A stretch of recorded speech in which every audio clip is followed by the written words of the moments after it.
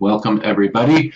I was just saying to Jan that we only have 2 more Tuesday Zooms after this, believe it or not. The year goes by very quickly when you're super busy. So tonight we will be focusing on Module 14, Transition to Adult Services.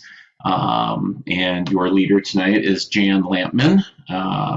Some of you might know her, some of you may not. So Jan, I'll let you introduce yourself before we get going. And other than that, I do not have any announcements. I don't think we have our next, virtual face-to-face, our next virtual Friday session on March 18th. That's next week. So please go on Canvas. You can look at the agenda. I'll double check and make sure I have it up there. I'm pretty sure I do for the day, and just so you're ready and prepared for that day. So if you have any questions in the meantime, of course, you can email myself or your mentor or any of our other MyLend faculty. So with that, Jan, I'll hand it off to you and you can get going. Okay. Well, first, before we dive into the slideshow, I guess I should probably introduce myself. So I'm Jan Lampman. I have worked with people who have intellectual and developmental disabilities for, let's see, what year is it? 37 years. I actually have done just about everything you can do. So I was a direct support professional when I was in college. And I was actually at Saginaw Valley State University in the psychology department. I have my degrees in psychology, and my plan was to transfer, or to not transfer, but to, after getting my bachelor's, was to go to Wayne State University because they were doing because they were doing amazing research in the areas of fetal alcohol syndrome and fetal lead exposure in the early 80s when I was in school. And in fact, they had Saginaw Valley State University students got to participate in some of that research, like actually running the rat labs. So it wasn't like glamorous or anything, but we got to be a part of that research. And I got to do some of the statistical analysis back in the day before there were computers that did most of the work for you.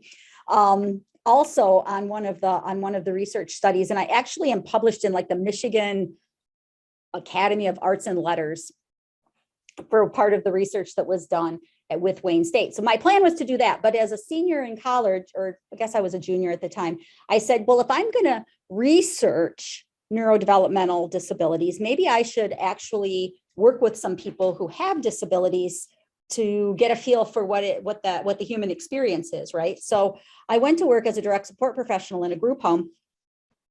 And those individuals kidnapped me into their world, and I never left it. So I ended up not becoming a research scientist, and instead parlayed my psychology degree into a social work career.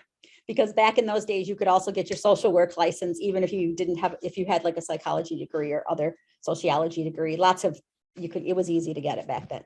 Not like it is now. So anyway, so I was a direct support professional. I was a case manager for some individuals through self-determination. So I was like an independent case manager. I am among some of the first people in the state that did independent facilitation of person-centered planning. I worked in an advocacy organization for many years and actually served as a guardian. So when I talk about this guardianship stuff, know that I used to be a guardian for about 100 people. Some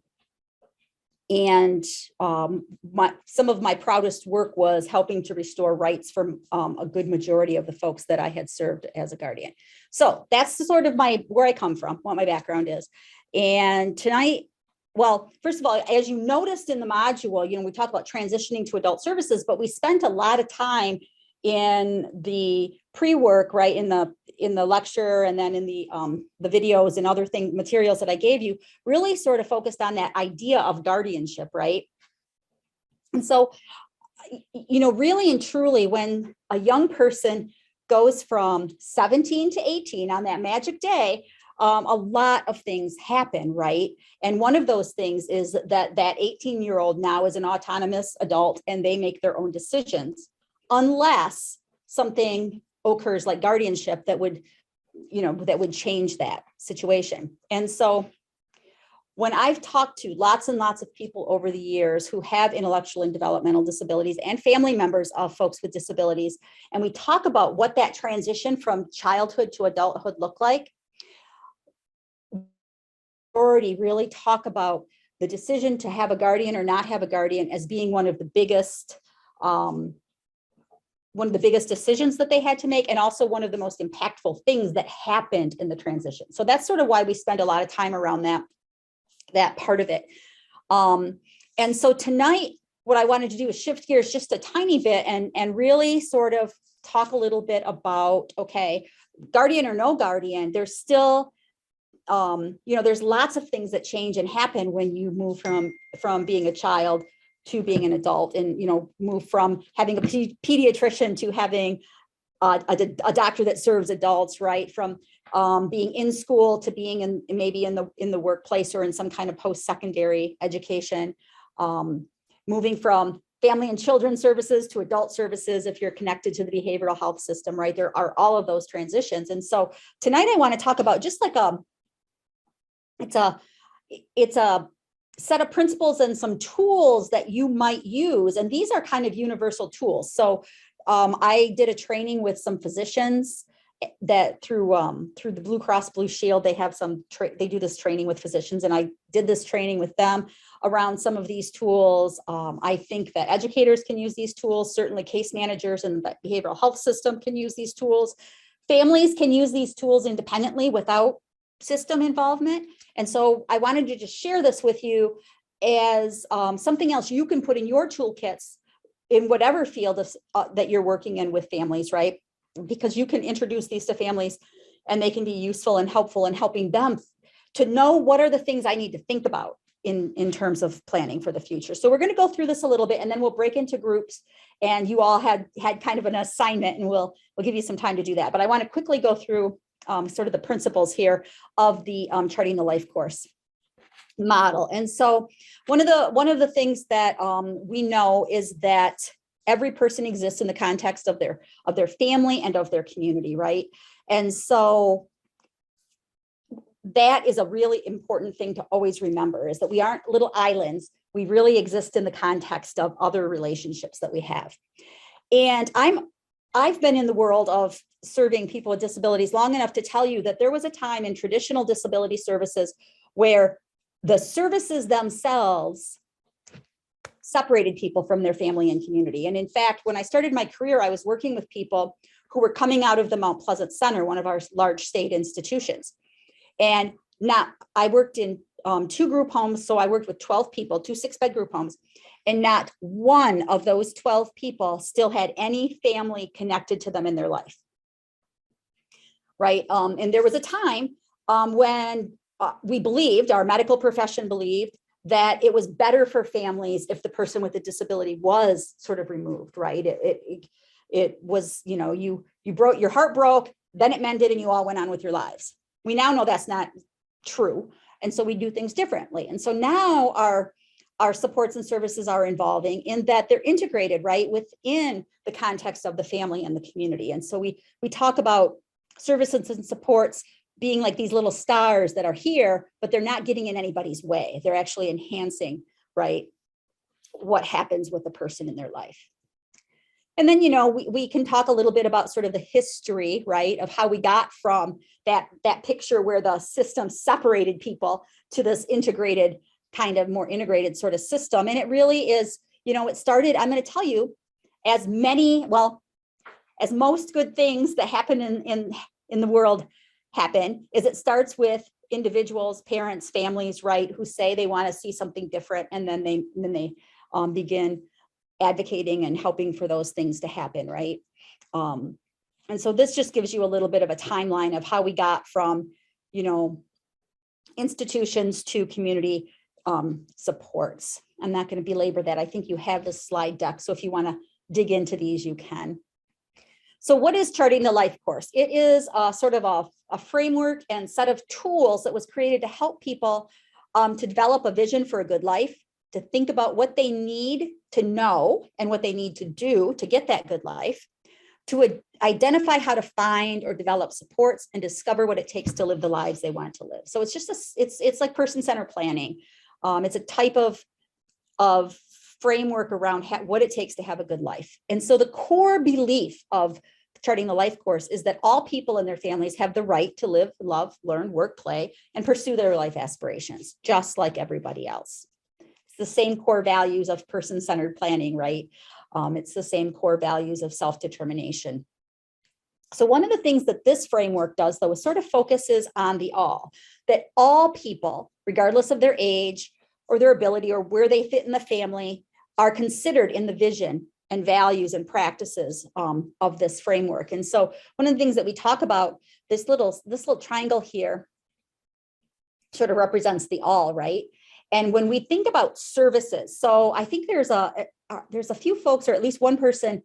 Adam, you work as a case manager, right? Somewhere within the behavioral health system? Yeah, I'm a support coordinator for CMH. Okay. For CMH. Okay. So really, when you look at the whole community, only about maybe 30% of people who could be eligible to go to CMH and work with Adam actually do. And so when you think about that, we were trying to think about a framework that would be useful to everyone, whether they're receiving supports and services in a behavioral health system or any system for that matter, or whether they're outside of those systems. So this framework is really, it has lots and lots of applications. I could tell you stories all day, by the way, about that 70%. And when they start to trickle into services, it's when their 90-year-old parent has been dead in the back bedroom for 3 days, and somebody does a well check and finds the person with a disability sitting there with their parent. Happens. So we talk about people in the context of their families and the reciprocal roles that they have within the family system, right? I think we all know that we, like within our family, right, we play certain roles that may be really, really different than the role we play when we're outside of our family, when we're in our workplace or when we're out with our friends. But this looks at the whole family. And so we think about these roles and functions, right? Who are the people that care about us, that we share love, affection, and trust with, that we spend time with, that knows about our interests and our culture and our traditions? And then who are the people that care for us, that can support our day-to-day needs, that make sure that our material and financial needs are met, and that can help connect us to other things? So there's caring about and caring for. And then we talk about this idea of creating a trajectory towards the outcomes that we want to see and avoiding a trajectory towards the outcomes we don't want to see. And we all do that in our life. We all are trying to go towards a place where we want to be, and we all try to avoid going to places we don't want to be. And so this framework and these tools can help us to identify what moves us forward and what moves us backward, right? So this framework also looks at all life domains. So it looks at daily life and employment, community living, social and spirituality, healthy living, safety and security, citizenship and advocacy. So if you all think about how you would interact with a family who has a family member with a disability, right? Some of you are in the medical and health and well-being world, right? There might be some folks who are helping people with employment and life skills kinds of things. There might be people who help with housing. So we look at all aspects of the person's life, not just maybe the part where we intersect with them, right? And so, these are sort of the things. And I got to get that out of the way so I can see. There we go. And so we talk about the social determinants of health domains. And these are all of the kinds of things that this framework can help you to look at, to help you to just take a new, fresh look at. So we talk about supports and services that are individualized and that can address all facets of life. And when we think about supporting people, there are really sort of 3 buckets of needs that people have, right? So one bucket of need is that people need, it's called discovery and navigation. They need skills, they need information and tools to navigate life. So, this would be where where you would give people information about how to apply for Social Security, for example. Another bucket of need is that idea about connecting and networking, right? Things that help us build our self-confidence, strong mental health, connections to family, friends, peers, and others, right? We know that one of the most crucial things for our well-being and our physical health and our mental health is having good quality connections. And so that is one of the buckets of need. And then the other third bucket of need that a person has is going to be goods and services, right? Things that you can buy or use or access in your daily life. So when in this context, maybe services and supports you get from mental health, from a behavioral health agency would be goods and services. So when we talk about integrated supports and services, we're talking about the idea that you can access an array of supports, of different kinds of supports to have a good life. So there's this, one of the tools that we have is this integrated support star, where we help people think about where is it that you can get support, right? I mean, some of the ways that you can get support are your own personal strengths and assets, right? Your skills, your abilities, your knowledge. Some of it is from the relationships that you have, family, friends, acquaintances, people that care about you. Some of it is eligibility specific stuff, right? Like mental health services through community mental health, or like Social Security, disability, SNAP benefits. Some of that stuff is eligibility based, right? Some stuff is community based, like public transportation, or being able to participate in the faith community, or if there's a community center in your town, right? And then the fifth prong of the star is technology. So, I mean, cell phones, computers. We'll learn a little bit later about some other kinds of technology that people can use, right, to help them to have a good life. So you can help people think about where are all the places that you can possibly get support for that life that you want to lead. Oops, what happened here? Oh, there we go. So it starts with the person in the context of their family, and then you look at all of the life domains, and what happened there? There we go. And you think about the three buckets of need, right? And where is what they need going to come out of? And then you look at that integrated star, where you're looking at all the places where you can get those things. And that creates, a good roadmap for a person, or a good strategy for a person to sort of move in the trajectory towards where they want to be in their life, right? So the life course materials are really cool because there are person-centered tools, there are family perspective tools, and then there are planning tools for professionals. So you can actually use this model and this framework to create a person-centered workspace, right? Or to look at the trajectory you want your work team to go, or your business to go. And so these are not disability specific tools. If you want more information about these specific tools, I do give you a list of places and resources where you can get more information. And so tonight, what we're going to do, I got to unshare my screen here. There we go. Tonight, what we're going to do is we're going to break into our groups. And I gave you a story. I gave you Mary's story. And Mary is a real person whom I know very, very well. And I gave you her story. I gave you the first part of her story. I told you her story up to the point where she demanded satisfaction and said what she wanted her life to look like, right? And what I would like you to do when we break into the groups, I think each group has a different one of the tools that we gave you, that we just went over.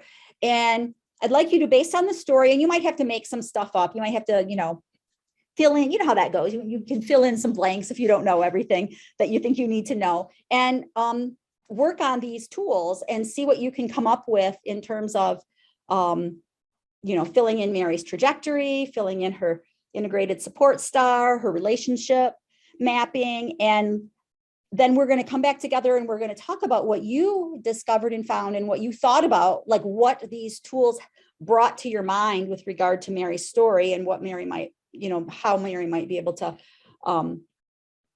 move forward with what her dream and goal is. And then after you all share, I will tell you what has ended up happening for her, because I think that, I think that you'll like to see how close you probably come to what really she ends up with. And then we can talk a little bit more about some of the some questions you may have from some of your reading or some of the videos that you watched, or we can share a little bit more. I loved some of the things that some of you wrote in the chat and the discussion board about how you see your role in helping people transition to adulthood, right? And so I'd love to hear from more of you about that if we have time.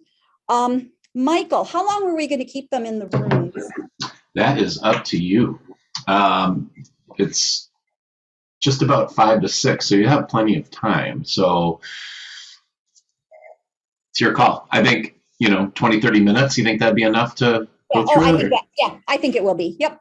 Yeah, let's give them, yeah, because I want to have enough time on the tail end to hear them, to hear have everybody share, and then also tell what really happened with Mary.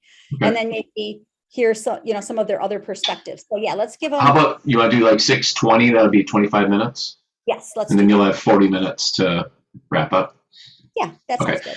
If you don't mind, Jan, can I put you in group 3? So group 3, Heather and Crystal. Let's see, we're missing a couple people tonight that I was not anticipating. Yeah, so they're not here yet. I just emailed them. So if they show up, I'll put them in there. But Jan, if I can put you in with them. Oh, sure, of course. And then Jane, do you mind if I put you in a room as well? Oh, I should probably make sure Jane's. No, that would be fine. That'd be good. Okay, great. All right, I'll go ahead and open the rooms. Let me know if anyone has any difficulties. And I'll bring everybody back at about 6:20. Okay, that's perfect. There you go. All right, Jan, everybody is back. Great, thank you. I should not have been in a group. I feel like we're going to be the ones that didn't totally get our thing done. So okay, let's start with group 1. Do you want to share is it so everybody can share, Michael? Yeah, it should be. Okay, so group 1, do you have a spokesperson who will share your tool, and we can look at what you came up with for Mary? Oh, look at that. Can everybody see? Yep. Okay. So I will start. So for Mary, we were charged with doing the life trajectory planning document. And so we came up with, we didn't know what went in the middle. So we just put Mary's name in the middle. Yep, that's what goes there. Good job. So for past life experiences, we put being adopted and adopting her family, who's her guardian, was something that was positive for her.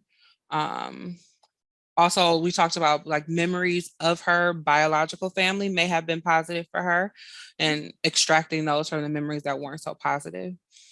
And then this is where we kind of added to it. So because Mary wants to live along the road, someone had to empower her to live independently. So that's an experience that has positively impacted what her vision for the future looks like. Some of the past experiences that may have pushed her away from what she desires will be lack of medical care as a child, currently living in a group home, the financial abuse she received from her siblings. Also, she didn't really have the ability to control her spaces. So there were people who came around her that she felt uncomfortable with. The death of her mother may have negatively impacted her trajectory. Mm-hmm. And then also as a child, her lack of assistive technology. So she didn't have a wheelchair. And I'm sure any other assistive device because they didn't have health insurance or medical support.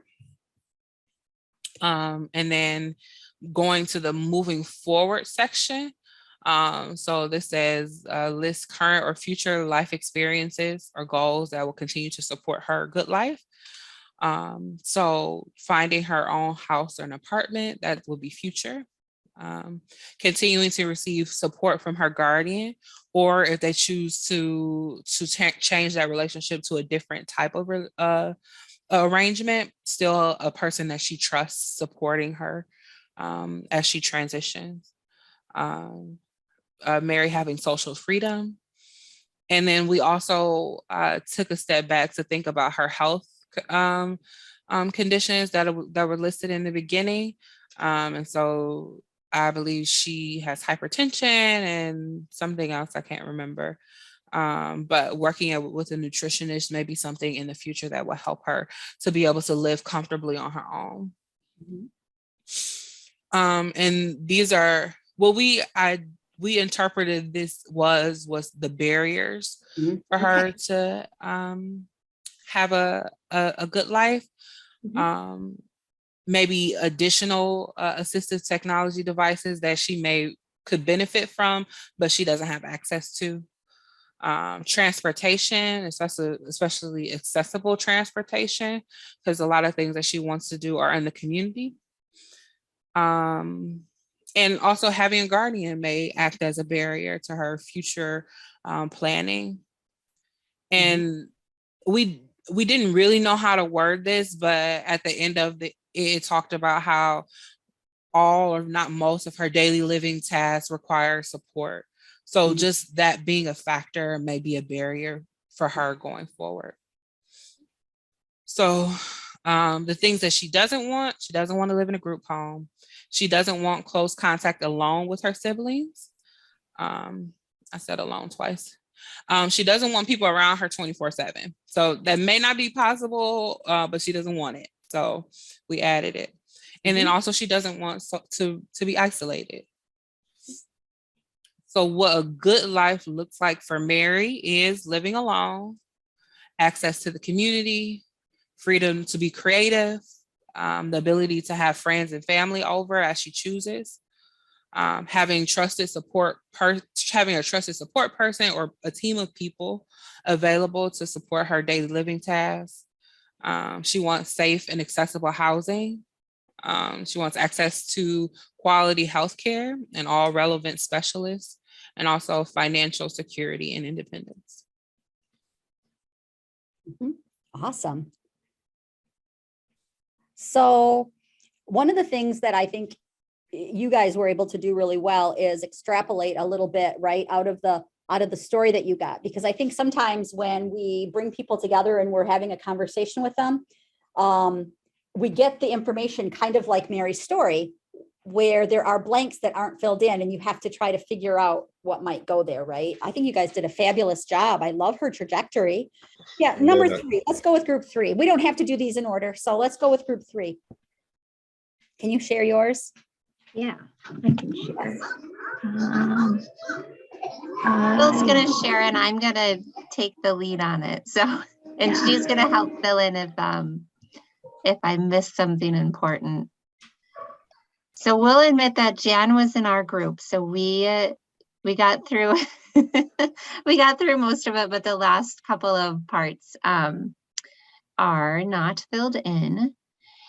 And so we are, can you scroll back up to the top just a little bit, Crystal? So we're looking at the Life Vision or Life Domain Vision tool. And so we're looking at a person-centered example. So we're looking at the various life domains and then the description you can see and looking at her vision for the future. And so that first one, the daily life and employment, what does she think she will do or want to do during the day in her adult life? And what kind of job or career would she like? So we took the information from the story and looked at the fact that she loves art and loves to knit and do different crafting activities. So we thought, well, maybe she could be involved in a senior citizen center or a preschool. We would have to ask her to make that decision where she feels more comfortable in terms of engaging in those social aspects.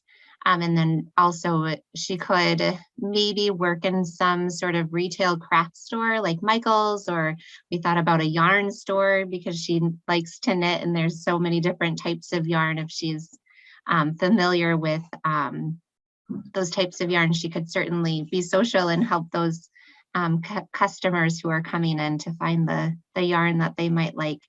Then we also thought about Michael's or even Home Depot, where they have those events where kids come in and they make different arts and crafts. I haven't been to one in so long, so I'm forgetting how it's set up, but she could help set up an event like that at Michael's or Home Depot. So for community living, did I forget anything on that one, Crystal? No? Okay.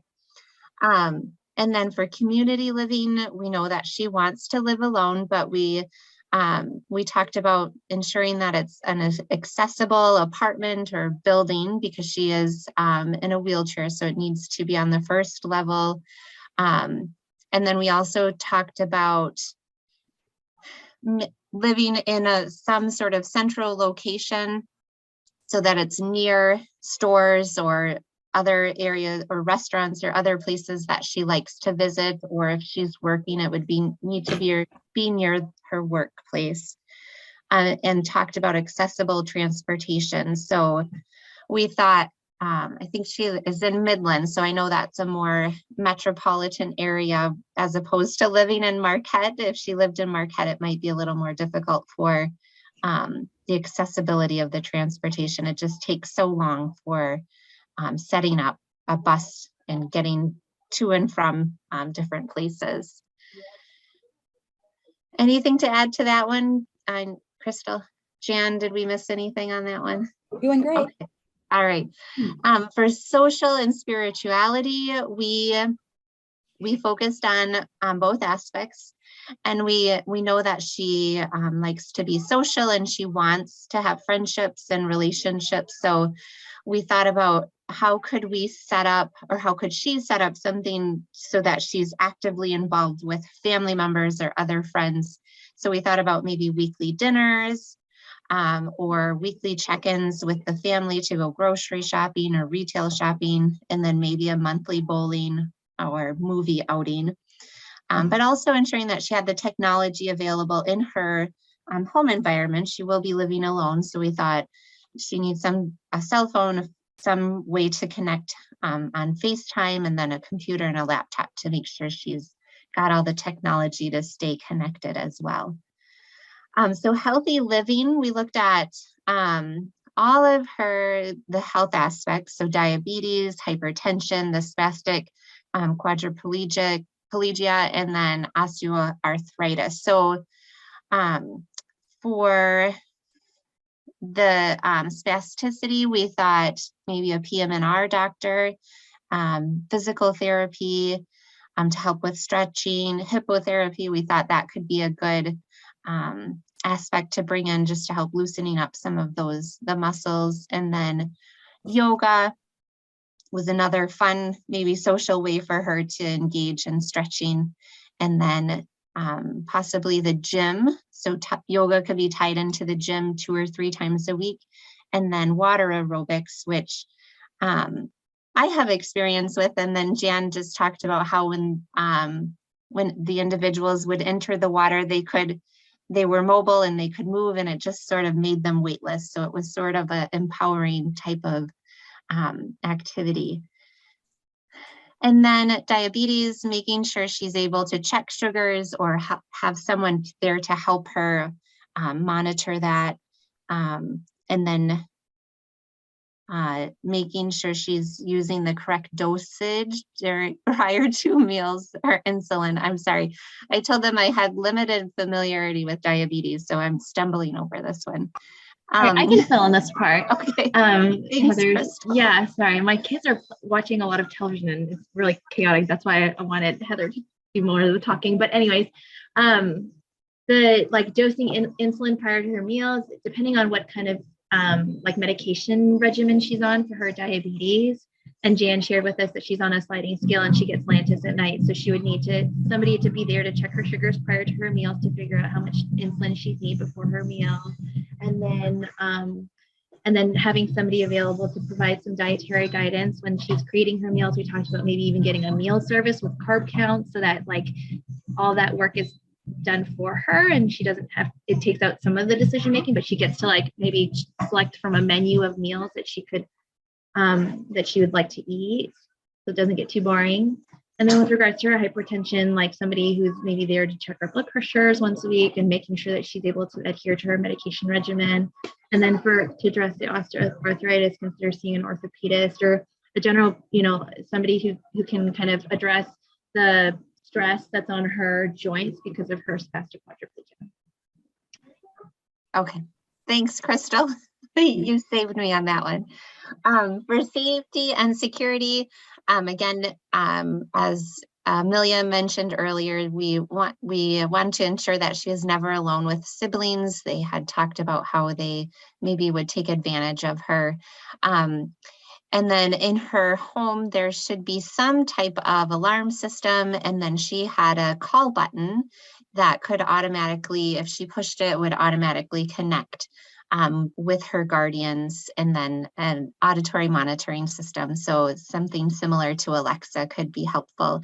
We talked a little bit about communication technology and how the cerebral palsy could impact communication. And we talked a little bit about how if she were talking to someone who was familiar with her speech, they were able to understand her. But if she were talking to someone who was not familiar with her, it would be a little more difficult to understand because of the spasticity and the impact on her articulation of speech. So we thought if she's communicating with others, there could be an alternative type of technology that she could use. So like an AAC device in situations where maybe safety and security were of concern.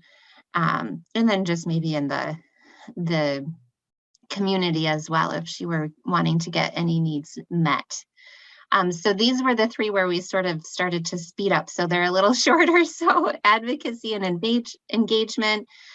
We talked about ensuring that there was the aspect of supported decision-making, which it seems to be evident throughout her story that was shared with us, and taking Mary's values and thoughts into consideration.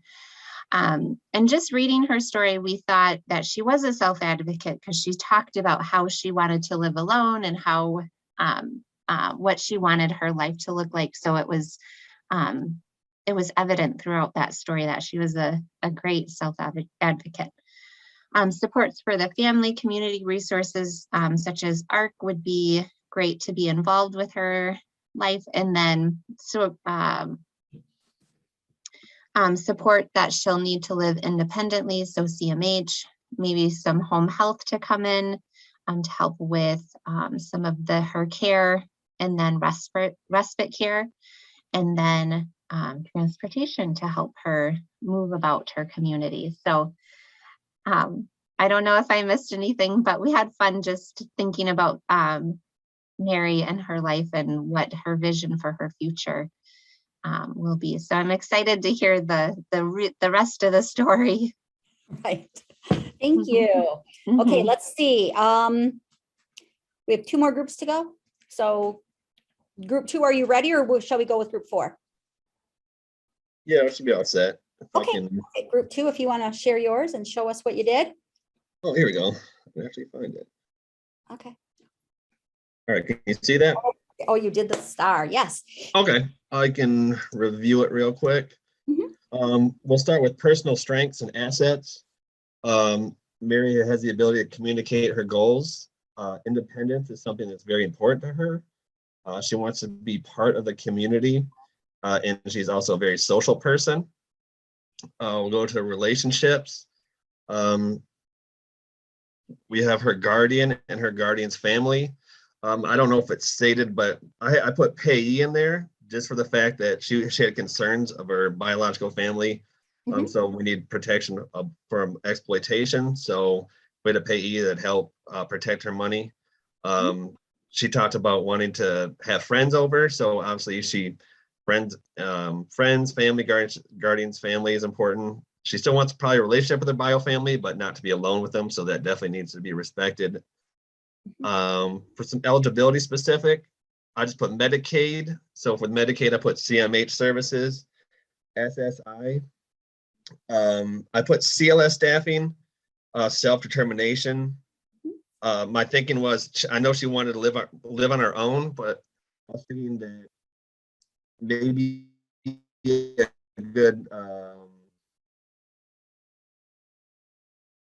meet in the middle type thing instead of AFC. Maybe have a self-determination arrangement where she shares a house, or she'd be able to go on her own. OTPT, support coordination and dietary services, community-based. I put Special Olympics, public health clinics, public transportation that can accommodate wheelchair, community events, rides to wellness, would take her to doctor's appointments, hobby groups, arts and crafts, knitting, bowling league, board game group, an advocacy group. For technology, I put adaptive equipment to assist with ADLs. Anything that would assist her with increasing her independence, which would ideally reduce her staffing hours, possibly a power wheelchair, a glucometer, pill dispenser. That's about it. Okay, awesome. Very good. I love that you thought about some different kinds of adaptive equipment. I love that you talked about things, technology that might reduce staffing hours, because she said she didn't want to have people in her space 24/7, right? So that's awesome. Thank you, guys. Great job. Okay, next, I think we have one more, right? Group 4. Yeah, so we are focused on relationships. So one of our group members couldn't make it, but she filled a lot of this out and sent it to us beforehand. So we kind of looked at what she had and added some things and such. So I'll try to kind of summarize, because there's a lot going on here. There's a lot of different blanks, and we had problems with the document at the bottom where we couldn't type. So I also have handwritten notes. But basically, thinking about sharing love, affection, and trust, there's a few different people that it sounds like she does that with. It seems like with the guardian and the guardian's family, like it mentioned how they like adopted her and she adopted them. So it seems like they likely have a pretty close relationship. But at the same time, she really does want to have some of her own like independence and autonomy and those kinds of things. So thinking about how we can help support her in getting some of the assistance she needs and such, and being able to choose who she shares love, affection, and trust with will be really important. Thinking about spending time and creating memories together, there's a bunch of people she does those things with as well. So thinking about other people that she lives with currently, some of the staff that she interacts with frequently, she likely also spends some time with and creates memories with. Guardian's family, and potentially her biological family as well. So thinking about looking ahead, really wanting to be able to, again, kind of pick who she is spending time with is going to be important. So I know she said like in the vignette about wanting to be able to invite friends or family and people over to spend time together and such. So that'll be really important to help support her with in moving forward. So figuring out what kinds of supports maybe can help support her in establishing those relationships and such. Thinking about personal interests, traditions, and cultures, there's probably a lot of people who are familiar with some of these things about her. So a lot of the people we already mentioned above, some of her other friends and such too. And really thinking about maybe some ways that, again, we can expand this circle of people who she's interacting with regularly, because it seems like she's maybe a little burnt out with the people that she's interacting with a lot, right? Like she's saying she really wants some more alone time, and it sounds like maybe she really could use some more people who she's getting to interact with and who are getting to know her and that she's getting to know too. So thinking about ways to, again, support some of those connections. Thinking about day-to-day needs and such. This is where I start having some handwritten notes too. So she's obviously in a group home, so those staff are currently serving in this role, but again, she's mentioning not really liking that setup very much right now. So thinking about how we can get people to help support those needs who maybe aren't, again, with her 24/7. So thinking about maybe some in-home support for her, or some other kind of living situation that is still going to support those needs, but isn't going to be her current situation, since it sounds like that's not really working for her.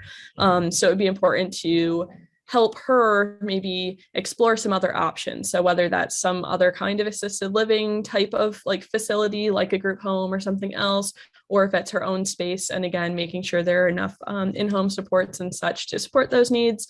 It'll just be important to help support her in navigating some of those different options that she would have. Thinking about her needs in terms of like material things or finances. It sounds like obviously our guardian's pretty much in charge of that right now. But again, it's going to be important to foster some more supported decision making in this area. So thinking about some resources that can help with that. One thing that we talked about as a group is to start having her manage some amount of her money for maybe some of those more daily things like purchasing snacks or that kind of thing, and helping support her with those kinds of financial decisions, and then expanding that obviously as she is able and as she's getting more support and more comfortable in that financial arena. Thinking about meaningful relationships and roles, again, thinking about how we can expand that a little bit more beyond the people that she's currently interacting with as much, and to make sure that they're people she wants to interact with. So thinking about some more community involvement. So some organizations maybe that she could get connected with locally, where maybe there's some other folks that she might develop friendships with, would be really important. So we didn't think of any particular organizations, but I know there's so many out there. It would just depend on where she lives and all those things. And then thinking about advocating and supporting life decisions. It sounds like her guardian has done that to some extent, maybe more than we see with some guardianships, which is a positive thing for sure, but thinking about maybe some alternatives to guardianship and what those would look like for her would be really important, because as one of the other groups mentioned, it sounds like she's a really good self-advocate. So it's important that we try to foster even more of that and even more independence, as it seems like she's able to make a lot of decisions for herself. So those are some of the things that we talked about. Awesome. Thank you. Wow, you guys did an excellent job, I must say. And think about if you had the person right there in front of you, or you were having a conversation with them, right, about how much more detail you could get into. And one of the things that I mentioned, maybe it was in our group, or maybe I said it already, but I'm going to say it again, is that like this story is not, it's not the full picture, right? You had to think about, well, could it be this? Could it be that? Right? You had to kind of make some educated guesses at points in time. And often decisions about people within our systems can get made without the person in the room. You just have that piece of paper, right? And you're making those educated guesses. So, that's the real world. It's not the ideal world, right? If you could have the person in the room with you and use these tools, right, as a framework for having that conversation, you can really have some, because the conversation I was in was a very rich conversation about Mary. And I think that there were ideas brought up that that had not been brought up about Mary before that I really like. So I hope that you found these tools to be helpful and useful, and that you might see some place in your work where you might introduce those to the families that you're serving. I guess I will tell you Mary's the rest of the story. I did make a tiny modification to her narrative in that she didn't leave her family when she was 18. She left her family when she was 12 and went to the Mount Pleasant Center. Mary is not as young as I make her out to be. So she went to the Mount Pleasant Center from 12 to 18. And then at 18, she went into that group home, like I said. And so Mary was living in the group home in the early 80s. She moved into that group home that she didn't like in 1980. And so I will tell you, her mother did die. And when the probate court wanted to appoint a new guardian, what we knew about Mary, I was a direct care worker in the group home where she lived. And what those of us who really knew Mary and were fond of Mary knew was that she would not do well with a public guardian who did not know her. Because in those days, people didn't listen to Mary's voice. And so the way Mary communicated that she didn't want to be with you, or that she didn't want to be in the room with those other 5 people, were by using various behaviors that would cause you to not want her to be in the room with you anymore. And so she had, she was that person who had that behavioral reputation. She was not seen as someone, she was seen as a difficult person to work with. And so those of us who loved Mary, who had grown to love Mary, because to meet her is to fall in love instantly with her, were very frightened that she was going to have a public guardian. So the group home manager and a few of us that knew her really well, talked to her about, like, who would you want to have as a guardian? In all honesty, I'm going to tell you, she thought she wanted me to be her guardian, but I worked in the group home. That wasn't possible. So then she said, because we used to do all these like family picnic things at the group home. So like the staff could bring their family to the picnic so that people that lived in the group home met your family. So she said she wanted to have my husband as her guardian. So we were like, okay, he's an accountant. He was an accountant. He's passed away now, but he was an accountant. So we asked him if he'd be willing to do that. And he said, well, what do I have to do? And we said, nothing. You just sign some papers and stuff. It's not a big deal. And so he said, okay. So we petitioned the court. Not me, but the group home manager petitioned the court. He became the guardian. The judge granted the petition. He became the guardian. And in the courthouse, we realized what kind of guardian Mark was going to be. We're walking out of the courthouse with Mary, and case manager came up to Mark because he had been waiting patiently for the guardianship to be put in place so that he could get consent for Mary to receive the hepatitis B vaccine, which back then was a very new vaccine. And it was just a very new vaccine. And Mary also didn't like shots. She'd had a lot of shots when she was at the Mount Pleasant Center. She didn't care for shots. So the case manager walks up to Mark and says, can you please sign this consent for the Hep B vaccine? We got to get this. She's got to have it. Because people who lived in the Mount Pleasant Center and in those 6-bed group homes back in the day, hepatitis B just would run through. I see heads nodding. Some of you know. Yeah. And so what did Mark do? Instead of just grabbing that paper and signing it for that case manager, which is what we told him he'd have to do, right? He turns to Mary and says, so Mary, do you want to get this shot? And she said, no, I don't want to get any shots. And he said, okay. And he said, so then he turned to the case manager and said, so can you remind me how hepatitis B is contracted? And so the guardians, said the ways that you contract hepatitis B, right? It's, it's a bloodborne pathogen. So it's got to be exposure to someone else's blood or body fluid, right? Who's infected. And so what are the ways to do that, right? Needle sticks. At that time, Mary was not an insulin dependent diabetic yet. So she wasn't around needles. She was living in a house. She didn't like to be around her housemates anyway. So I can guarantee you she was never going to come in contact with any of their blood or body fluid. And so Mark said, well, I don't see there's a risk here. She doesn't want to get the shot. So yeah, no thanks. And he handed the paper back. And that was the moment when everybody realized that Mary was her own woman and it was going to go her way. And that's exactly what happened. So, he was her strong advocate. He was her voice. She, if something wasn't going right, he was right there for her. And so in 1996, when the state of Michigan was first exploring the idea of self-determination, and we had received a grant from the Robert Woods Johnson Foundation to do this thing called self-determination and self-directed services, Mary was actually the first person in Michigan who had a self-directed arrangement. She was the one. She was the first one that in the project. And so Mary and Mark negotiated an amount of money that Mary would have control of to hire staff. There's a nonprofit housing organization in Midland that buys houses for people with disabilities and then rents it back to them at no more than 1/3 of their income. And that organization had just purchased a house that had gone on the market that had belonged to a man who had been in a car accident.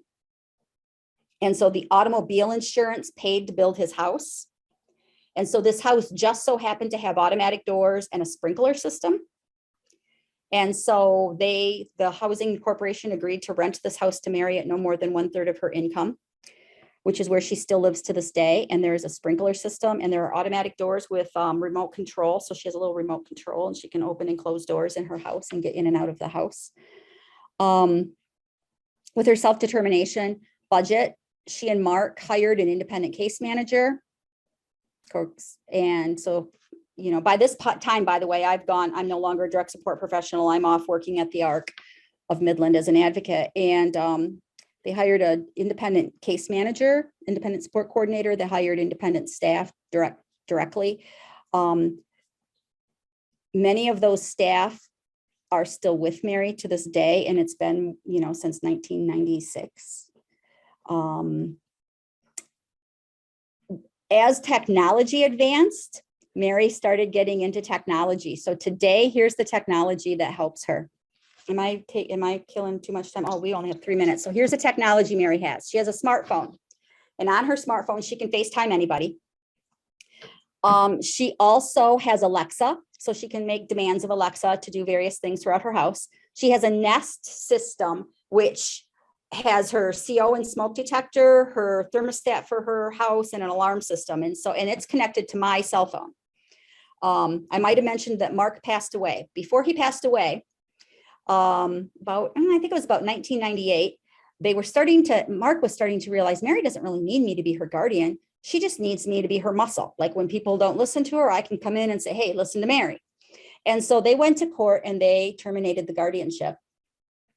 And he became her power of attorney and representative payee for Social Security rather than being a full plenary guardian. But he was still her champion, still her person. When Mark passed away, by this time, Mark and I have a son who was grown into adulthood. And so when Mark died, Mary went to Justin and said, will you be my power of attorney? And so my 23-year-old son became the power of attorney for his Aunt Mary. And when she had her cancer diagnosis, he and she walked through cancer treatment together at Beaumont Hospital down in Royal Oak. So Mary has all kinds of technology to help her live her life. She has about 8 hours a day of direct support that comes in and does the hands-on tasks that she needs help with. She knits hats for children. There's a children's charity here, like for the foster care closet. So she knits hats that go to the foster care closet. She's had a couple of different community jobs that she's loved and enjoyed, but now she's retired. And she has a very full and wonderful life.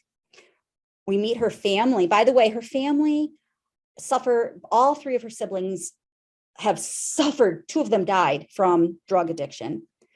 One died of an overdose, and the other died of complications from drug usage. And the other one is actively still addicted. And so they take her things to feed their addiction, not because they're evil people. And so we just make sure that Mary sees them in the community, at a restaurant, in a public place, and we make sure that they are still connected. So what questions, what thoughts do you have?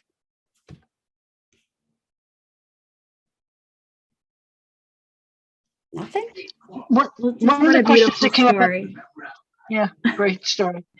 How hard is it to reverse guardianship? We were talking about that in our group. Yes. So reversing guardianship is pretty difficult. So it's always better if you can talk to families about those alternatives before they get to that place, right? That's the better choice, but you can restore rights. It's just depending on your judge can be, if there is somebody just said you can also let it expire. That's only if it's a partial guardianship. In the mental health code for people with developmental disabilities, if it's a full plenary guardianship, it never expires. The only way to be rid of it is to go into court and get it reversed, unfortunately. But yes, if you get a partial guardianship, it can just expire. There you go. You're good. You're back to being your own person.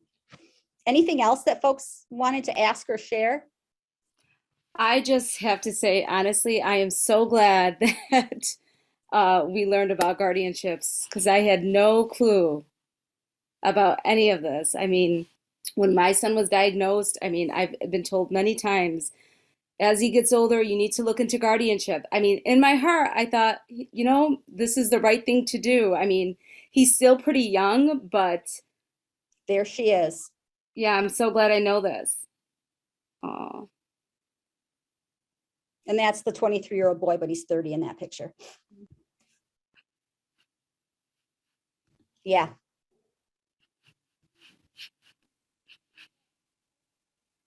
Anything else? Hi, You're this all is Lisa amazing. Huckleberry. This Oh, is yeah. Lisa Huckleberry. Can you hear me? Yeah. I just wanted to say, so I'm on the Len family faculty and work at the family center and have a 17-year-old Down syndrome. And so at her IEP in January, and the special ed director, we were talking about it. She's going to be 18. And I said, well, you can do guardianship. I'm like, well, no, I'm not planning on doing guardianship. You can actually do, alternatives guardianship. So I'm looking at doing empowerment, but she kept kind of bringing it back up.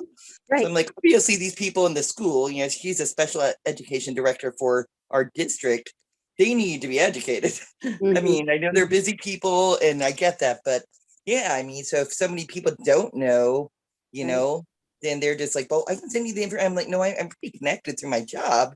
But I'm pretty sure, this is what I'm doing. And I think this is everything I know about it. This is in her best interest. And, guardianship really could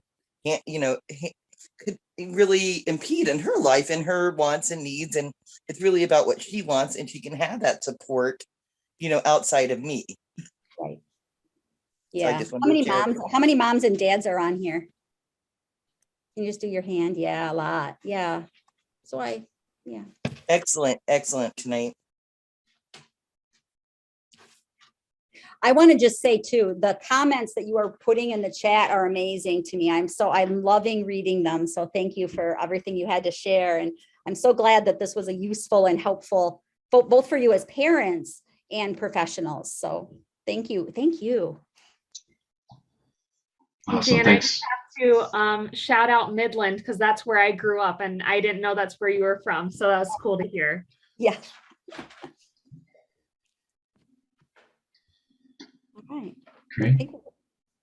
Well, thanks, Jan. Thanks, everyone. You can connect with Jan after tonight, of course. All her information's on Canvas. So please reach out if you think of questions, or if you find yourself in a situation like this, right? That's one thing about MyLen. You're learning about all these different topics and meeting all these different amazing people that work in these different areas.